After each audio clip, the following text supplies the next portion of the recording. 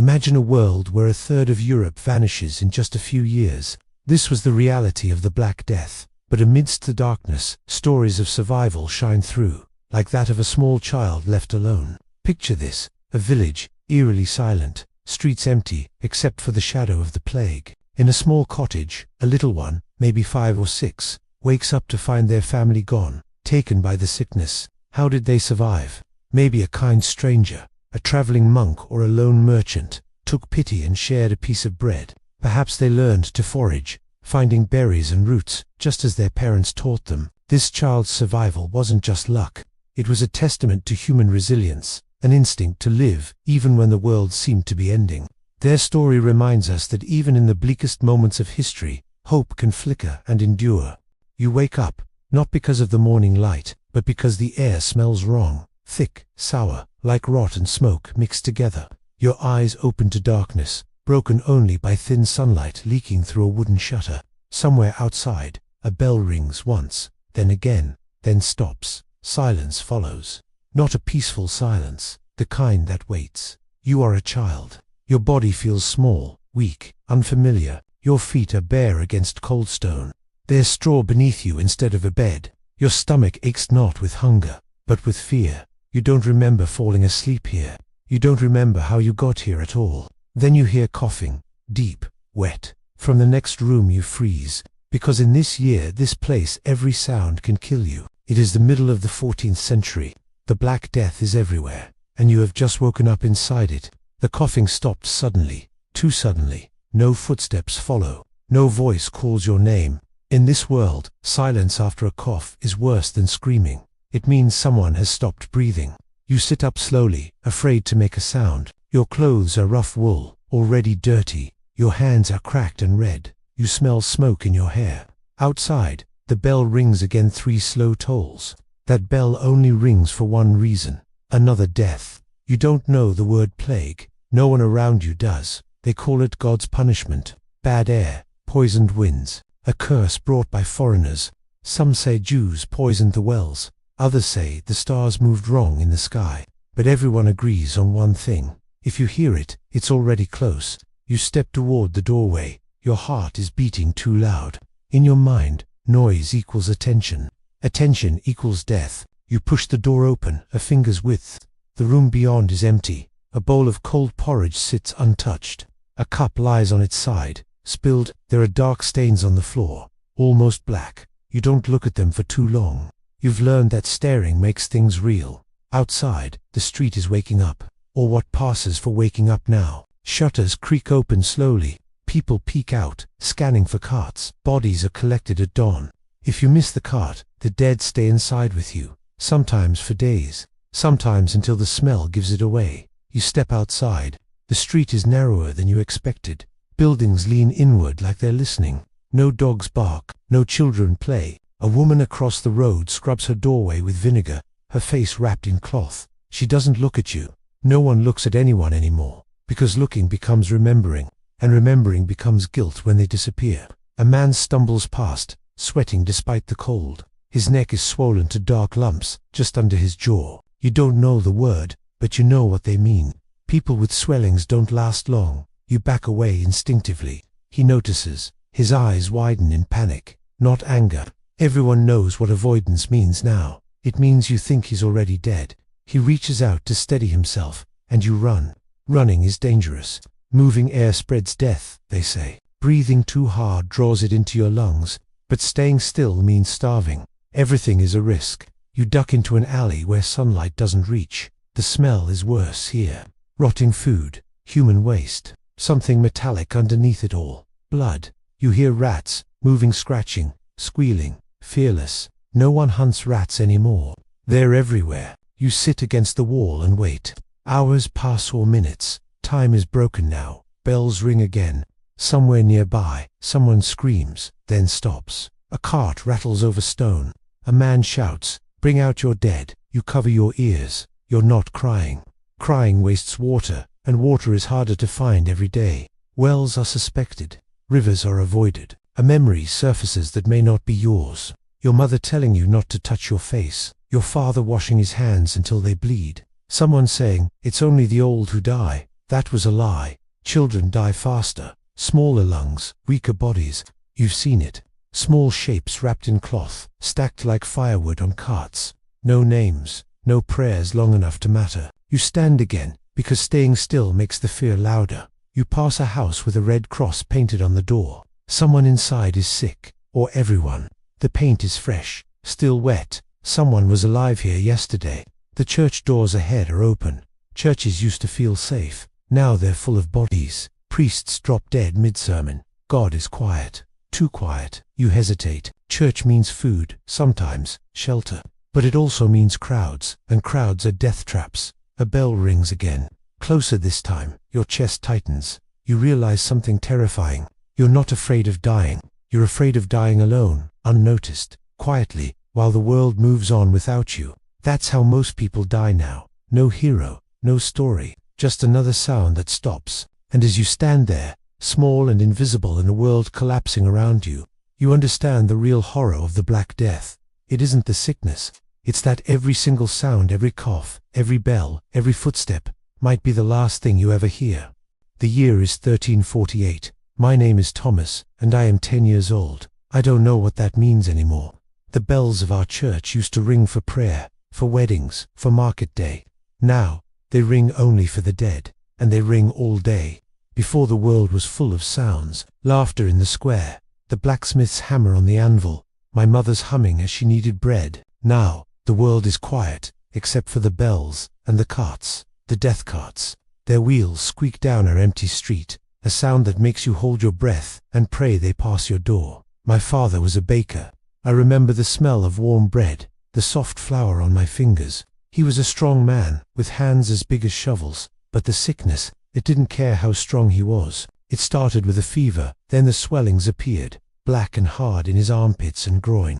The doctor, his face hidden behind a strange mask with a long beak, just shook his head and left. My mother held a cool cloth to his forehead, but his skin burned like the oven he used to stoke. He was gone in 3 days. Then it was my mother. She tried to be brave. "Stay away, Thomas," she whispered, her voice a dry rasp. "Don't come near." I watched from the doorway as she grew weaker. I wanted to hold her hand, to tell her everything would be all right, but the fear was a cold wall between us. I left a bowl of water by her bed. The next morning, it was untouched. The cart came for her that afternoon. Now, it's just me and my older sister. She's 15. She tries to be the grown-up.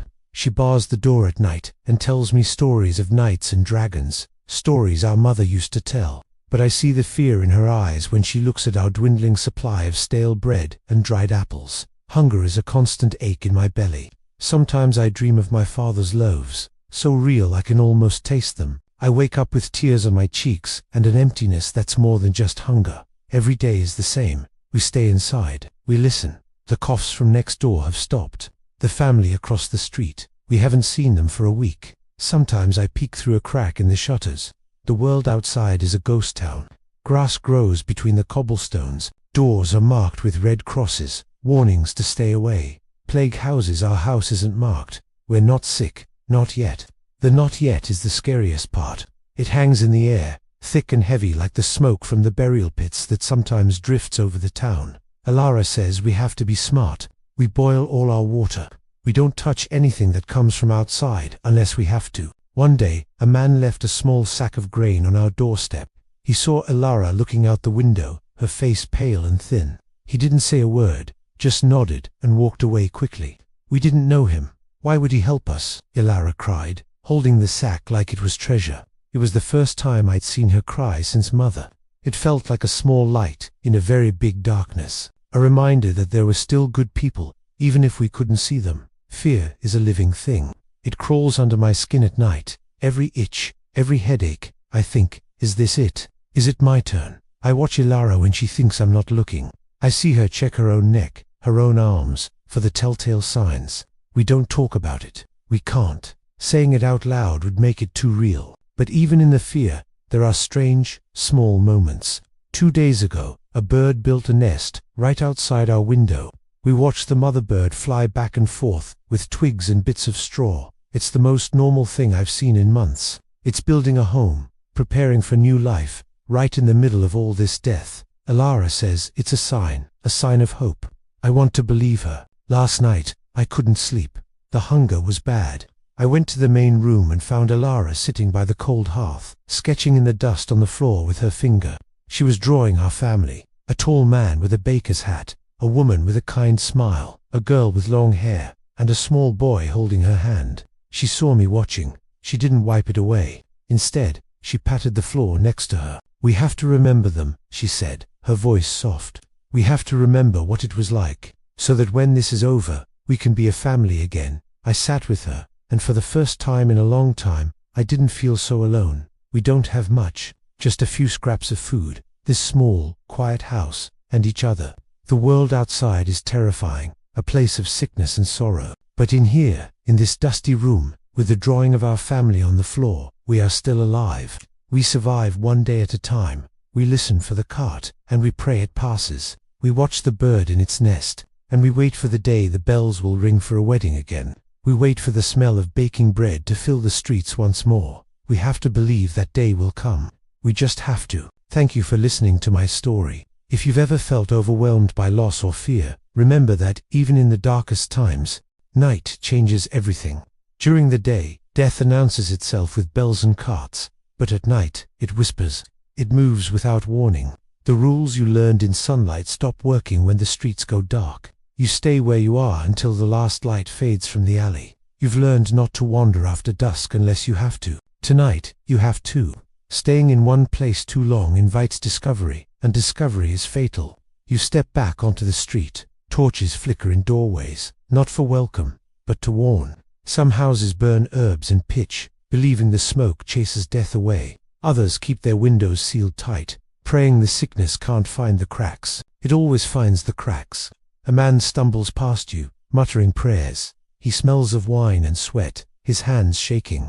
Drink is the only thing still plentiful. People would rather die drunk than die afraid. You move faster, keeping your head down. A scream cuts through the night. Not sharp, but long and breaking. The sound of someone realizing help isn't coming. Doors stay shut. Windows remain dark. No one wants to know what's happening. You don't either.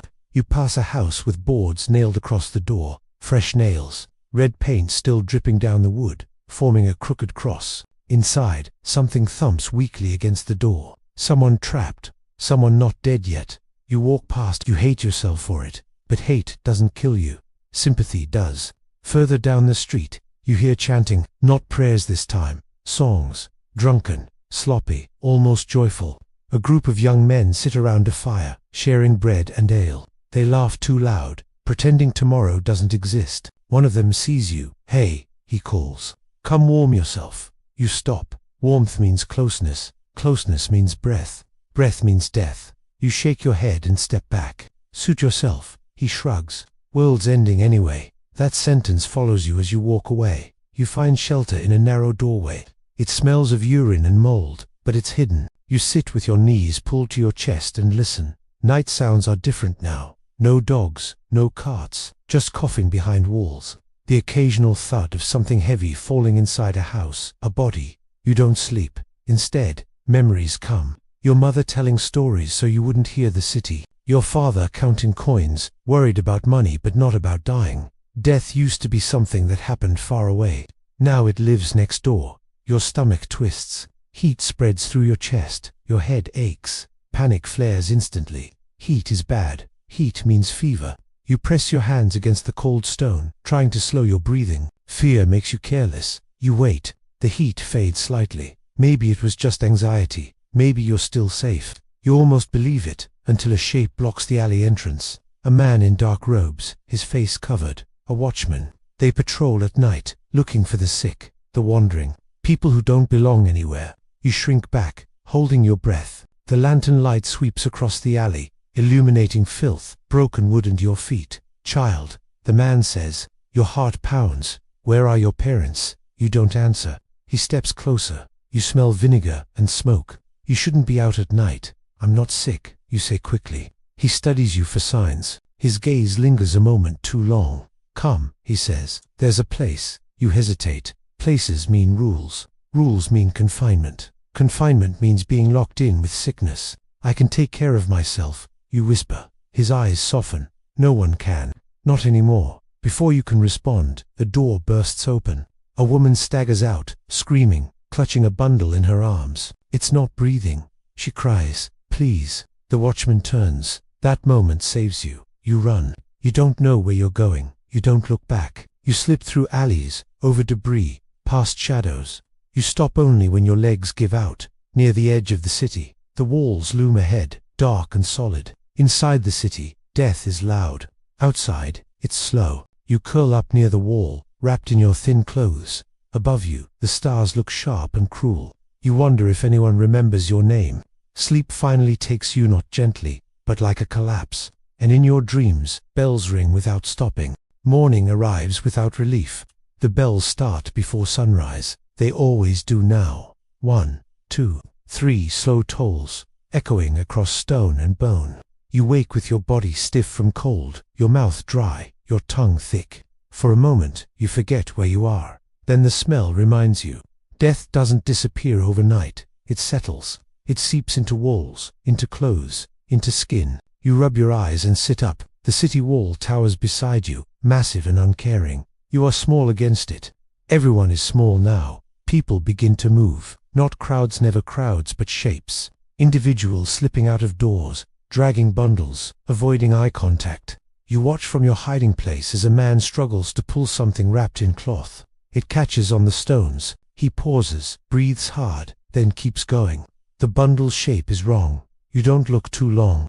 Hunger returns quickly. Worse than yesterday. Your stomach feels hollow, sharp, angry. Food doesn't come regularly anymore. It comes when you're lucky, when someone dies and leaves something behind, when charity hasn't dried up. You stand and follow the street downhill. The lower parts of the city are worse. Water pools there. Filth gathers. Rats thrive. But that's also where the poor lived even before the plague. They know how to survive scarcity, or at least they did. You reach a square where people have gathered not to trade, but to wait. A cart stands in the center, bigger than the others, deeper. Men with covered faces lift bodies onto it, one after another. No ceremony, no care, just efficiency. A mass grave waits outside the walls. You've heard whispers of it. A pit so large they don't even bother counting anymore. Bodies layered like pages in a book no one wants to read. A woman collapses near the cart, sobbing. The men don't stop. Someone pulls her away gently, firmly. Grief slows things down. Slowness means more sickness. You feel sick not in your body, but in your head. This is what the world looks like when it breaks. A loaf of bread is tossed from a doorway nearby. Not to ute the crowd. People surge forward, hands grabbing, shoving. You hesitate. Crowds kill, but hunger pushes harder. You dart in, grab a piece, and dart out again before anyone notices. Your heart races as you retreat into a side street. You tear off a bite and chew fast, then force yourself to slow down. You remember the girl's advice. Chew slow. Don't cough. As you eat, you hear voices behind you. 2 boys, older than you, 13, maybe 14, stronger, meaner, survivors. They've learned the same lessons you have, just faster. "Hey," one says. "Where'd you get that?" You freeze. Lying is dangerous. Telling the truth is worse. "Found it." You say. They exchange a look. The smaller one steps closer. You don't look sick. Your chest tightens. That's not a compliment. The bigger boy reaches for the bread. You let go. It's not worth it. Fighting risks blood. Blood risks infection. Pride is a luxury for the dead. They leave you with nothing but a warning look. "Stay out of our streets," the bigger one says. As they walk away, you realize something important. Children are not innocent here. They are competitors. You wander until midday, avoiding familiar paths. You find a church courtyard where soup is sometimes handed out. Today, there's a line. Long, too long. And the priest at the door looks tired, old, sweating. You don't join. You spot something else instead. A group of children orphans, most likely gathered near the back wall. One of them watches the door. Another holds a pot. They move with purpose. You understand. They steal soup when the priest isn't looking. One of them catches your eye. A girl with dirt-smudged cheeks and sharp focus. She studies you, then nods slightly. An invitation. You move closer. When the door opens and a bowl is passed out, the children act. Quick hands, no hesitation. You grab the pot and run with them. Your lungs burn as you escape through a narrow passage. You don't stop until you're safe. The pot is half full. Thin broth. Carrots floating like treasure. You eat together, in silence. No names. Names make loss hurt more. Afterward, the sharp-eyed girl speaks. You sleep alone. You nod. She frowns. Bad idea. She gestures toward a half-collapsed building nearby. We stay there, safer in numbers. You think about the locked houses, the plague signs, the watchmen. You think about the night alone by the wall. You agree. The building smells of damp and smoke, but it has a roof, and people, 5 children total. They take turns watching the entrance. They share scraps. They whisper at night. For the first time in days, you don't feel completely invisible. That night, one of the younger boys starts coughing. Everyone freezes. The coughing grows worse, wet, deep. No one moves to help him. You sit there, listening, heart pounding, understanding the terrible rule you've all learned without being taught. If he's sick, he can't stay. The coughing stops. He's breathing, still alive, but no one sleeps. Because in this world, the line between survival and sacrifice is thinning. Tomorrow, someone will have to decide which side he's on. When morning comes, no one speaks. The boy who was coughing all night is still alive. His eyes are wide open, too open, with that fever-glass brightness. He doesn't sit up, doesn't ask for food. He just breathes short, shallow gasps, like his chest is afraid of what the air might do to him. Everyone knows what that means. You don't need a doctor to tell you. You've seen it before. Even if you try to forget where, the sickness never arrives with a shout. It always whispers first. The sharp-eyed girl, she seems to be the oldest, kneels beside him, but doesn't touch him. Touching is dangerous. Touching is too personal now. Did you feel hot last night? She asks. He nods weakly. Neck hurt. Another slow nod. No one looks at his neck. They don't need to. A heavy, thick silence fills the room, pressing on your chest harder than hunger ever did. The unspoken rule hangs in the air between all of you. If he stays, you might all die. If he goes, he will die. The youngest girl begins to cry, but softly. Loud crying brings unwanted attention. She presses her face into her knees, her small body shaking. The older boys look away, avoiding her gaze, avoiding the sick boys, avoiding each other's. Finally, the sharp-eyed girl stands up. We can't keep him, she says. Her voice is steady, but you can see her hands are not. He'll die alone, someone whispers from the corner. So will we if we don't, she answers, her voice cutting through the quiet. No one argues, and that's the worst part. 2 of the boys carefully lift him, moving him like he's already made of glass. He doesn't fight back. Maybe he understands, or maybe he's just too weak to care anymore. They carry him out just as the church bells begin to ring again, their sound tolling across the city. You don't follow. You just sit against the wall and stare at the floor until your vision blurs. Guilt feels like sickness. It crawls under your skin, making you itch. You wonder if this is how the plague really works, not through the air or from rats, but by turning people into things they no longer recognize. That night, there are only 4 of you left. The space feels bigger now, colder. No one says his name. You never even learned it. Food is getting scarcer. The city is tightening its grip. More houses are sealed shut with wooden planks, crosses painted on the doors. More markets are closing down. You go longer and longer between meals. You can feel your ribs starting to show through your shirt. Everyone's clothes hang loose, like they belong to someone else. You learn new skills to survive. How to tell if a house is truly empty without opening the door. How to listen for breathing through the walls. How to smell sickness on the air before you see its victim. How to move like a shadow to avoid the watchman. How to steal bread without being noticed. You also learn cruelty. Not because you want to, but because kindness costs too much, a currency you can no longer afford. One afternoon, you see a woman collapse in the middle of the street. People just step around her, their faces blank. Someone drops a loaf of bread near her hand, a gesture of pity, but she doesn't move to take it. The sharp-eyed girl stops, her eyes fixed on the bread. Don't, one of the boys says quietly. She hesitates for a long moment. Then she snatches the bread. You all walk away quickly, not looking back. That night, you dream of your parents again, but this time, they don't speak. They just watch you, their faces not angry, but filled with a quiet sadness. And somehow, that's worse. The days blur together into a grey smear of hunger and fear.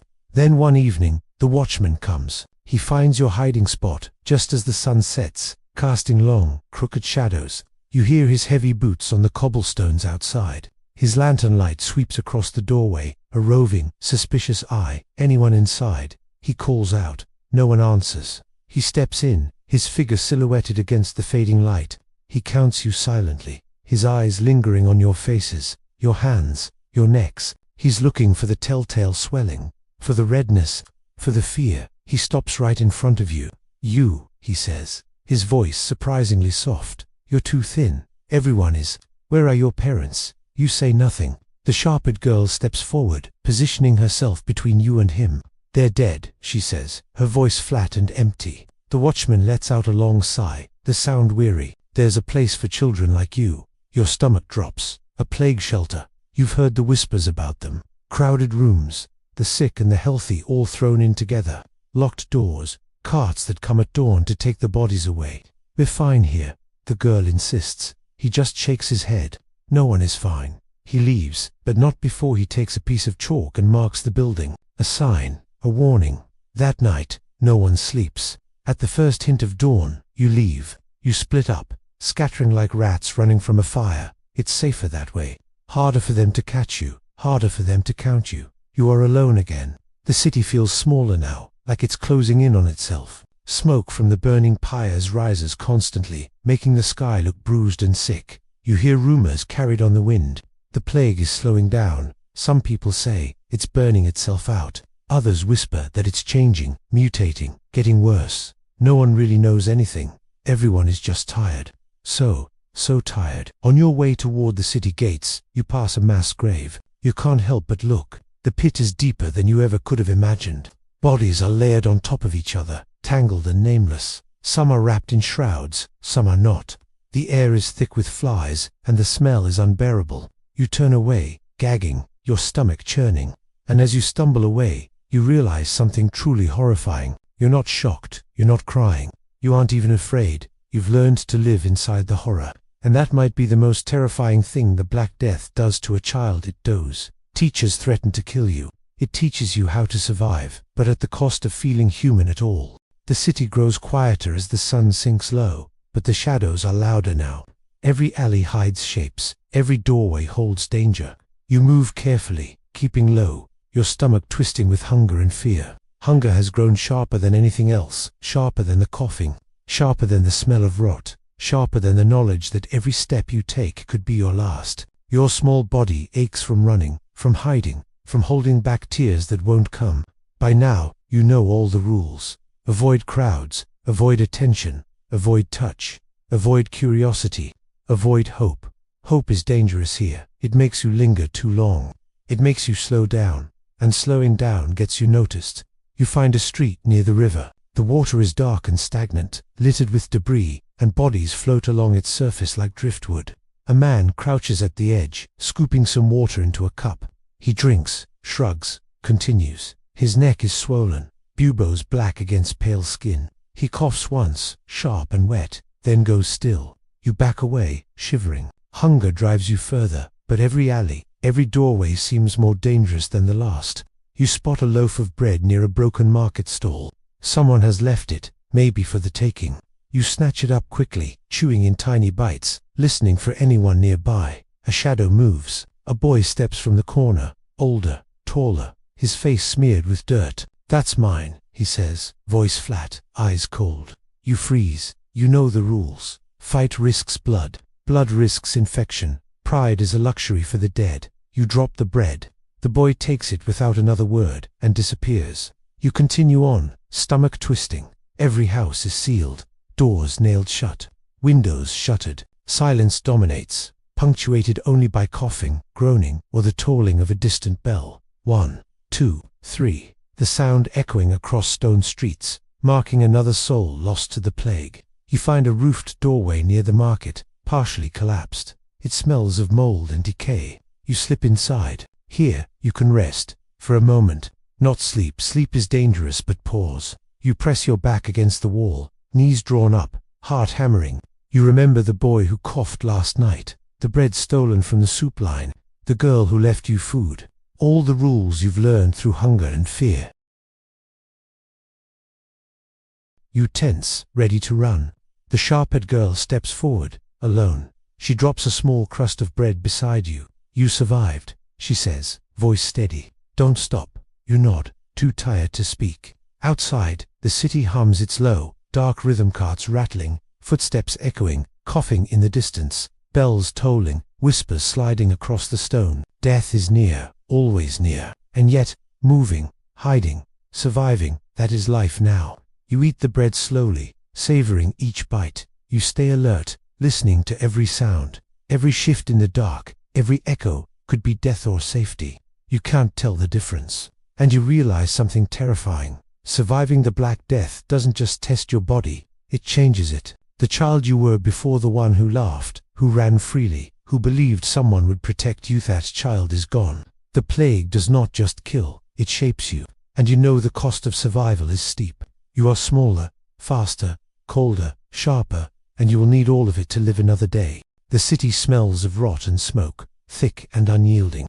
You move through it like a shadow, small and careful, trying to remember what it felt like to be a child before death was everywhere. But there is no memory like that anymore. Every step is calculated, every breath measured. Survival has become instinct, and instincts do not forgive mistakes. You hear screaming first, then coughing, then silence. A family is gone from a single house, leaving behind only a door swinging in the wind. You know what happened. You've seen it before. One cough is all it takes. One night without help, and the living become the dead. Hunger drives you forward, but streets are lined with warning signs. Red crosses painted freshly on doors, boards nailed across entrances, piles of refuse outside abandoned homes. The people left are cautious, suspicious, dangerous. Children are no exception. You move carefully, clutching what scraps you've managed to find, your small fingers sticky from stale bread and mud. In a narrow alley, you see a boy lying against a wall. He doesn't move. At first, you think he's sleeping. Then you notice his neck swollen, discolored. His chest barely rises. He is alone, forgotten, left behind. You glance around. No one else is here. The city is emptying even faster now. Survival is a cruel lottery, and he lost. You don't stop. You have learned that stopping, looking too long, thinking too deeply, those are all luxuries the dead cannot afford to grant the living. Ahead, a group of children moves silently through another alley, carrying a pot of water and a loaf of bread. They glance at you, evaluating. You nod slightly. In this world, trust is measured in seconds. One wrong look can end everything. They gesture for you to follow. You do. Hunger makes you obedient. Hunger makes you compliant. Hunger teaches obedience in ways no school ever could. They lead you to a half-collapsed building. Inside, the smell is oppressive: mold, sweat, and the faint, lingering stink of the dead. The walls are lined with straw, and there are 5 other children, all silent, all tense. You take a place on the floor, careful not to touch anyone. One of the boys begins coughing, wet, low, rattling. The room goes still. Every eye turns toward him. You hold your breath. He coughs again. The sound cuts through your chest. The sharp-eyed girl steps forward. She doesn't touch him. She doesn't speak. She waits. Minutes pass. The coughing stops. He is alive. For now, no one sleeps that night. No one eats. No one moves unless necessary. You begin to understand the hardest lesson of all. The Black Death does not kill only, but it kills trust, compassion, childhood. To survive, you must hide empathy. You cannot comfort the sick. You cannot mourn openly. You cannot linger. Feeling is dangerous. Attachment is dangerous. Humanity itself is dangerous. The night drags on. Bells toll in the distance. Carts rattle past. You hear distant screams. The city is alive with death, but no one stops it. People have learned it is faster, easier, safer to ignore it. To survive, you must do the same. You stare at the ceiling, imagining your parents' faces. You wonder if they are gone, or if someone else is carrying them to a mass grave. You try not to think about it too long. The longer you think, the heavier the world becomes. The dawn comes grey and cold. The city exhales a thick fog. You step outside with the other children. Hunger drives you toward the market square. You move quickly, silently, eyes scanning. The square is worse than you feared. Bodies stacked like firewood, carts waiting to carry more, flies thick in the air. You pause at the edge, watching the collectors work. Men with covered faces, gloves, and poles lift the dead with practiced efficiency. The smell is unbearable, but you've learned not to gag, not to flinch, not to cry. Tears attract attention. Tears attract danger. A woman collapses mid-step, clutching a bundle of cloth. The men do not stop. They lift her onto a cart. Her child clings to her skirts. You step back. You have learned already that compassion is deadly here. You turn and walk away, stomach twisting. By midday, hunger overwhelms fear. You find scraps, bread hidden in a shuttered doorway, potatoes rotting beneath a pile of leaves. You eat quickly. You listen. Every sound, footsteps, coughing. The distant bell reminds you that living is fragile, and that surviving is a daily gamble. By evening, you return to your temporary shelter. You curl against the wall, knees to chest, hands pressed over your ears. You cannot sleep. Even in dreams you hear the bells toll, the carts rattle, the coughing echo. And yet, in the darkest moments, you realize something terrifying. The child you once were, the one who trusted, who hoped, who believed, does not exist anymore. The Black Death has taken more than bodies. It has taken innocence, empathy, childhood itself. You are surviving, but you are becoming something else. Faster, smaller, colder, sharper. And in this new body, in this broken city, the line between life and death is no longer defined by fate, or God, or chance. It is defined by every choice you make, every step you take, every sound you fail or succeed to avoid. You are alone. You are small. You are invisible. And in this world, that may be the only thing that keeps you alive. Night falls faster than ever now. The sun barely touches the rooftops before darkness swallows the city. You stay low, pressed against walls, ears straining for every sound.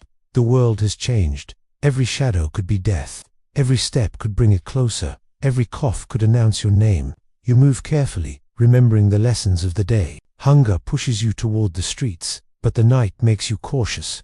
Plague houses line the alleys, doors sealed with red crosses, boards nailed tight. Sometimes the living remain inside, sometimes the dead, sometimes both. You cannot tell the difference from the outside. A low moan drifts from a nearby house. You freeze. It rises, then stops. You step closer just enough to see through a crack in the boards.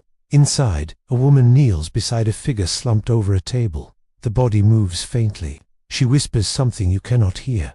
The smell of sickness drifts through the crack. You back away. Exposure is deadly. Curiosity is deadly. Everything is deadly. The streets are mostly empty. You avoid the cart routes, where collectors push bodies through the alleys.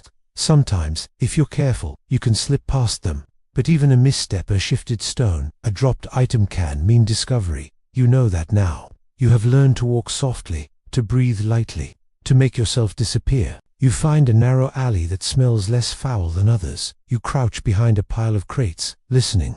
Far off, a bell tolls 3 times. Someone has died. You don't look to see who. Survival is not about pity. It is about distance. It is about moving when others are paralyzed by grief.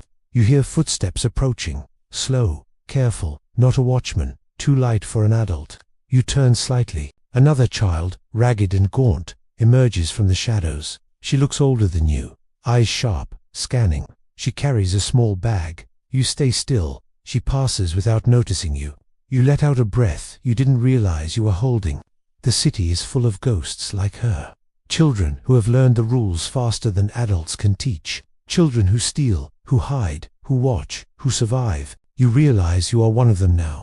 Further down, a house door creaks open. A man collapses onto the step.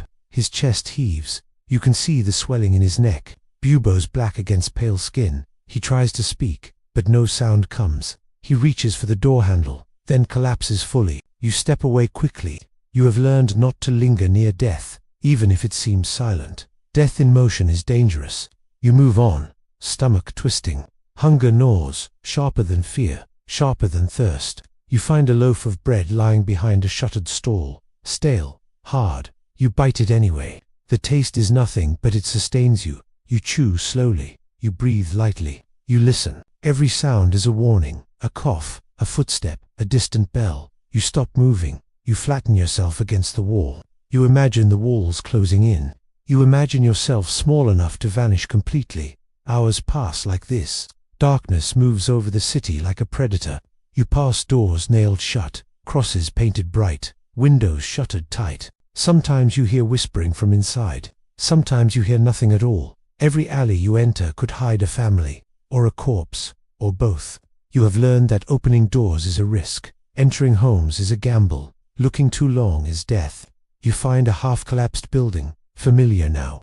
The straw inside smells faintly of smoke and old bodies, but it is shelter. You slip inside and crouch on the floor. Hunger has softened to a dull ache, replaced by a constant tension that never leaves. Outside, the city is alive with death. Inside, it waits. You wrap your arms around your knees. You try to sleep, but the bell tolls again. Somewhere, someone screams.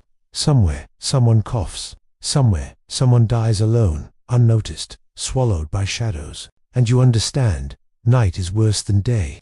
Not because the plague comes faster, not because death is stronger, but because night hides everything. Night hides the watchers. Night hides the hungry. Night hides the sick and the dying. Night hides opportunities, and in the shadows, survival becomes instinct. You close your eyes. You imagine a world before the plague, streets filled with noise, laughter, light. A world where children ran freely, where hunger did not dominate every thought, where parents were alive. That world is gone. The Black Death has remade everything. You are smaller, faster, colder, harder, and the city, wrapped in darkness, teaches you every night that survival is not living. It is hiding, moving, and listening until the light comes again. You are learning. You are surviving. You are becoming something else. And even though you are terrified, even though hunger and fear claw at you, you know, tomorrow, you will do it all over again. Daylight arrives gray and muted. The city is quiet in comparison to the nights, but that does not mean it is safe. Silence has its own danger. People move slowly, deliberately, careful not to draw attention. Some are alive, some are already dying, some have been abandoned. You step carefully over debris and refuse, every footfall measured. Hunger drives you forward, sharper now than fear. You see a small market stall with a loaf of bread tucked behind barrels. You pause, listening. No footsteps, no voices, no carts rattling nearby. You creep forward. Your fingers close around the loaf. It is hard, stale, but it will keep you alive for a little while. You eat quickly, careful not to chew too loudly, careful not to breathe too hard. A shadow moves across the street. A boy, older and bigger than you, steps out of the alley. His face is dirt-smeared, his eyes wary. You freeze. He notices you holding the bread. For a moment, it feels like a confrontation is inevitable. Then he shrugs and moves on. Hunger has taught him survival is more important than pride. He will steal if he must, but he will not risk unnecessary attention. You continue through the streets, moving from alley to alley, avoiding doors marked with red crosses, avoiding houses where coughing has grown constant. The city is full of death, but death is not polite. It moves slowly in daylight, and faster at night. You have learned to respect both. You pass a group of children gathered around a pot of thin soup. They look at you, silent, measuring. You know the rules. Trust is rare, sharing is rarer, survival comes first. Hunger sharpens your instincts. You move closer, careful, but the children watch you. A boy steps forward, hand raised. You stop. You hesitate. The girl with sharp eyes from before emerges from the group. She gestures. You take the pot carefully and retreat before anyone can object. Hunger has made this a necessity. Morality is suspended when survival demands it. Further down the street, you witness something that freezes you in place. A woman is collapsed against a wall, her child clutching her skirts. The mother is too weak to move. The child is too small to help. People pass without notice. The child screams, and no one stops. This is a world where survival is paramount, and the living avoid compassion because it is dangerous. You look away quickly. There is nothing you can do. You have learned the lesson of the boy who coughed in the shelter. Attachment kills. By mid-afternoon, hunger and fatigue blur together. Your stomach aches, your legs are sore, your body threatens to give up. But survival is not about comfort. It is about movement, about avoiding attention, about breathing quietly, hiding quickly, and never, ever lingering. You find a half-collapsed building, familiar now, the one with straw and smoke scent. Inside, the other children are there, waiting silently. They share what little food they have. No words of comfort, no laughter, just survival. You eat slowly, listening to the city outside. Carts rattle, bells toll, coughing echoes down alleys. Someone screams, someone dies, and you breathe, knowing you are still alive. By evening, you step outside again, small and cautious. Hunger drives your steps. Every shadow could hide danger. Every door could conceal a body. Every sound could announce death. You have learned not to linger, not to watch, not to feel. You have become fast, cold, and invisible. The child you once were, the one who trusted, who hoped, who laughed, is gone. And yet, despite it all, you move forward. Because to stop is to die. To hesitate is to die. To feel is to die. Survival demands sacrifice, and the Black Death has taken more than lives. It has taken innocence, morality, and childhood itself. You are alive. That is all that matters. The city wakes to a grey light, quieter now. Fewer people move in the streets. Some houses are empty. Some are sealed with red crosses. Some hold the dead, waiting for the carts.